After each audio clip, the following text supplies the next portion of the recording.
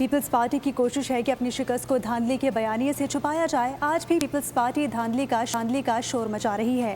وزیر اعظم کے مشیر رانا ثناء اللہ کی نیوز کانفرنس، کہا دھاندلی کے الزامات لگانے والوں نے کوئی ثبوت نہیں دیے، توقع کرتے ہیں پیپلز پارٹی والے آج الٹی گنتی کو سیدھا کر دیں گے۔ دشمن کے ہاتھوں میں کھیلنے والے عناصر کو قانون کا سامنا کرنا پڑے گا۔ دھرنا دینے والے آزاد کشمیر کے انتخابات نہیں روک سکے۔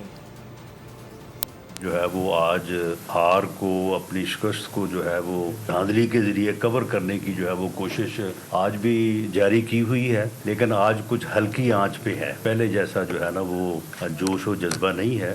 پیپلز پارٹی کے دوست جو ہیں وہ اس بارے میں جو ہے وہ بات کرتے رہے ہیں کہ جی فلاں جگہ پہ دھاندلی ہوئی، فلاں جگہ پہ دھاندلی۔ آج تک انہوں نے کسی قسم کا ثبوت جو ہے وہ ماسوائے اس کے کہ جی فلاں جگہ پہ جی 80% پولنگ ہو گئی، فلاں جگہ پہ 85% ہو گئی۔ ہم آج جب یہ الیکشن کا تیسرا مرحلہ مکمل ہو جاتا ہے تو پیپلز پارٹی کی قیادت سے ہم توقع کرتے ہیں کہ وہ الٹی گنتی کو جو ہے وہ سیدھا کر دیں گے اور پی ایم ایل این کو جو ہے وہ اس کی کامیابی کے اوپر جو ہے وہ مبارکباد دیں گے۔